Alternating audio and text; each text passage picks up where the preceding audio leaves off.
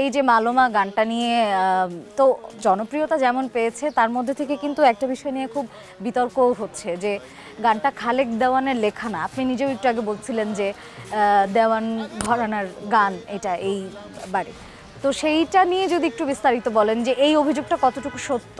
গানটা বাউল সাধক রশিদউদ্দিন সাহেবের লেখা। এই কথাটি আসলে যারা বলতেছে তারা হয়তো ইতিহাস জানে না। সো আর এই ব্যাপারটা নিয়ে আমার বড় ভাইদের সাথে আপনি কথা বলেন, এটা সবচেয়ে বেশি বেটার হবে, কারণ তারা আমার থেকে ভালো বলতে হবে। তারা আপনাকে পুরো ব্যাপারটাকে ভেঙে বলে দিবে। আচ্ছা চলুন তাহলে তাদের সাথেই বসে কথাটা বলি।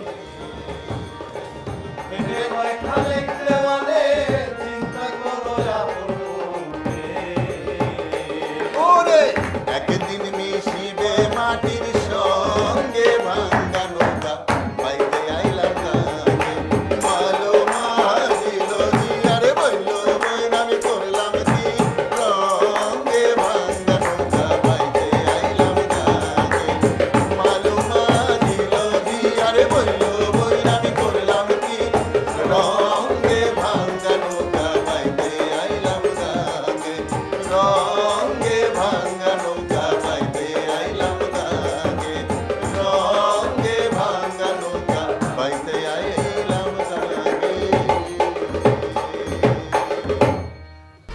1, 2, 3 ঢাকায় জমি জিতে নিন 100% ক্যাশব্যাক সহ 20 কোটি টাকার পুরস্কার।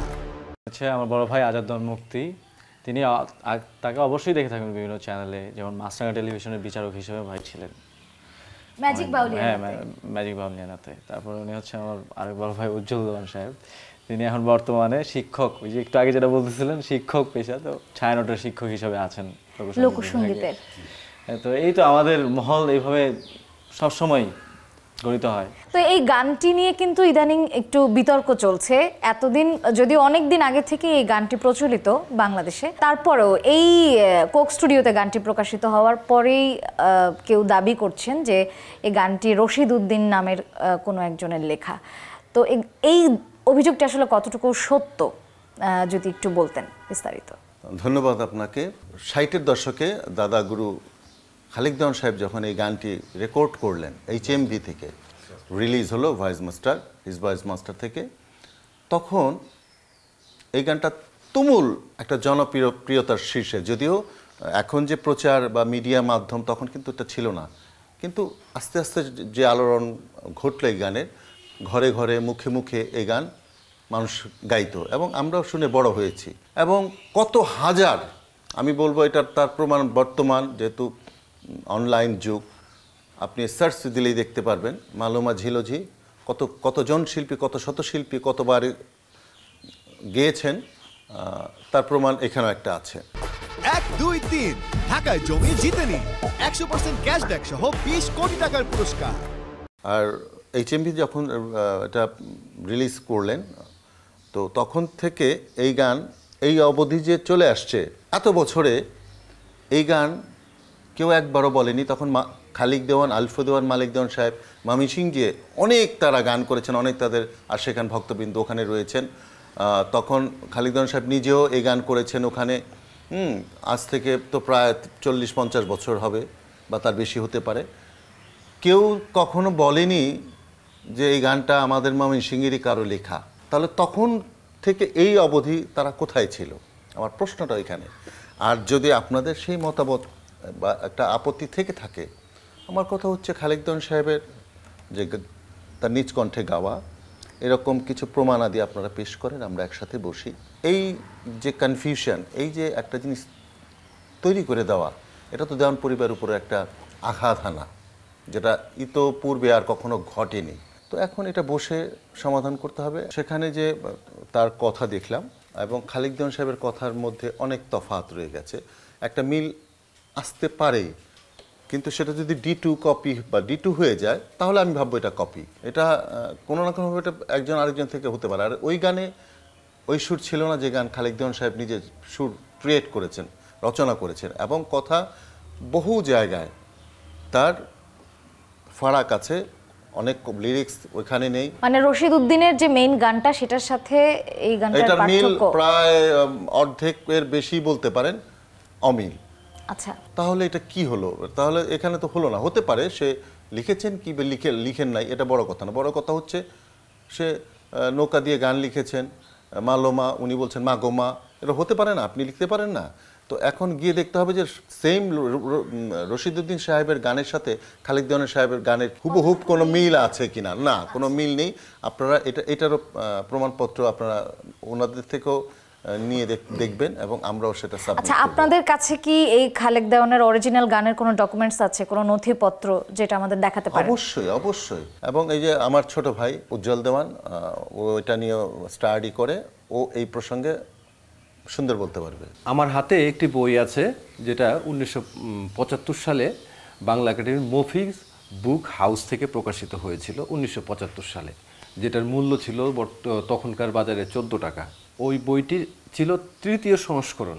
এর আগে 2টি সংস্করণ আব্দুল খালেক দেওয়ানের বের হয়েছিল। প্রথম যেটা বের হয়েছিল 50-এর দশকে, এটা হলো আপনার সালমা বুক ডিপো থেকে খালেক দেওয়ানের গান এই মালোমা ঝিলজি, এই গানটা ওখান থেকে প্রকাশিত হয়। পরবর্তীতে এই গানটা নিয়ে এই পর্যন্ত আমরা, আমার ভাই যে কথা বললেন, এই গানটা নিয়ে আসলে আমরা এই পর্যন্ত কোনো প্রশ্নের সম্মুখীন হইনি। এখন তো মিডিয়ার সামনে আমাদের কাঠগড়ায় দাঁড়াতে হচ্ছে, আসলে এটা আমাদের গান কিনা। এইটা আসলে খুবই দুঃখজনক। দেওয়ান ঘরানা বলেন, দেওয়ান পরিবার বলেন, দেওয়ান পরিবারের একটা সিগনেচার গান, এটা দিয়ে পরিচয়। খালেক দেওয়ান জীবিত থাকা অবস্থায় 1999 সালে এই খালেক দেওয়ান গীতি সমগ্র, এটা প্রথম খণ্ড, এটা পাবলিশড হয় আমাদের খালেক দেওয়ান ট্রাস্টের মাধ্যমে। আর আরেকটা হলো খালেক দেওয়ান গীতি সমগ্র দ্বিতীয় খণ্ড, এটাও খালেক দেওয়ান ট্রাস্ট এটা প্রকাশ করেছে। এখানে 1200 গান। এই খালেক দেওয়ান গীতি সমগ্র যে বইটা আছে, এই বইতে 98 পৃষ্ঠায় দেহতত্ত্ব যে গানটা আছে, এই গানটাই হলো এই যে মালোমা ঝিলজি 7 নম্বর গান।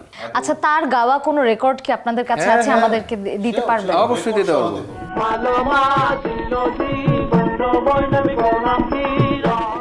তার নিজ কণ্ঠে গাওয়া গানটি, এবং ওইটা হিজ মাস্টার ভয়েসের রেকর্ডই। আচ্ছা, HMV রেকর্ড তখন কলকাতা থেকে, তখন তার বাংলাদেশ নাই না, কলকাতা থেকে তখন এই গানটি রেকর্ড হয়েছিল। আচ্ছা, আমি এটা কত সালে এইচএমভির কথা বললেন? HMV এক্স্যাক্টলি আমার 60-এর দশক, 60-এর দশকে। আচ্ছা, রশিদ উদ্দিনের পরিবার থেকে বা তার ভক্তবৃন্দরা যে এই গানটির অভিযোগ নেওয়ার জন্য তারা সংবাদ সম্মেলন ডেকে তারা কথা বলেছে, অভিযোগ তুলেছে, তো আপনাদের দিক থেকে কি এই গানটির অভিযোগের বিরুদ্ধে কি আপনাদের কোনো সংবাদ সম্মেলন বা কোনো আনুষ্ঠানিক ঘোষণা বা কোনো কিছু কি করার প্ল্যান আছে, যে একটা আনুষ্ঠানিকভাবে কোনো পদক্ষেপ নেবেন আপনারা, এরকম কিছু?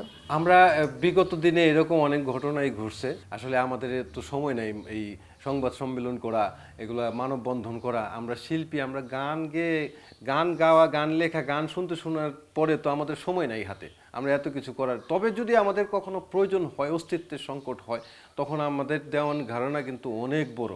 আমরা কিন্তু 200 বছর ধরে আমরা দেওয়ান ঘরানাটা আমাদের এই বাংলাদেশে। তো এই 200 বছরে আমাদের পরিবারটা বিশাল, প্রায় হাজার ছেড়ে এখন লক্ষের কাছাকাছি। সুতরাং চাইলে আমরা এক ডাকে আমরা লক্ষ লোক একসাথে হতে পারি। আমাদের কোনো প্রয়োজন নাই এগুলো করার। আমরা শুধু যে পরিবারের সাধক পরিবারের যারা রয়েছেন তাদের প্রতি আমাদের সম্মান থাকবে, যে তারা যাতে এই বিষয় নিয়ে যাতে এত মাতামাতি না করে। এটা খালেক দেওয়ানের গান, খালেক দেওয়ানের জায়গায়। খালেক দেওয়ান অনেক বড় মাপের সাধক। তার 1200 গান তো আপনাকে দেখাইলাম, এছাড়াও তার অনেক কিছু আছে, নাটক, পালা, অনেক কিছু আছে। তো এই খালেক দেওয়ান একজন সাধক যেমন, সেই সাথে রশিদ উদ্দিন উনিও একজন সাধক। যার যার জায়গায় তাকে সম্মানিত রেখে আমাদের সমস্ত কার্যক্রম পরিচালনা করা উচিত। আপনাদেরকে অসংখ্য ধন্যবাদ। সাগর দেওয়ানকে অনেক ধন্যবাদ যে আমাদেরকে এতটা সময় দেওয়ার জন্য। তো দর্শকের কাছ থেকে আমাদের আসলে বিদায় নিতে হবে। দর্শক, আমাদের এই বর্তমানে ট্রেন্ডিংয়ে যে গানটি রয়েছে মালোমা কোক স্টুডিওর, এই গানটির যে গীতিকার খালেক দেওয়ানের বাড়িতে এসে আমরা এই গানটির নানা দিক নিয়ে কথা বললাম, সাগর দেওয়ানের সাথে কথা বললাম, এবং এই গানটি নিয়ে যেই বিতর্কের প্রেক্ষিতে তারা আসলে কি বলছে, দেওয়ান পরিবার আসলে কি বলছে, সেটিও শুনলাম। নিশ্চয়ই আপনারা বুঝতে পেরেছেন। আমাদের আয়োজন নিশ্চয়ই আপনাদের ভালো লেগেছে। আবারও দেখা হবে নতুন কোনো আয়োজনে। সঙ্গেই থাকুন সময়ের।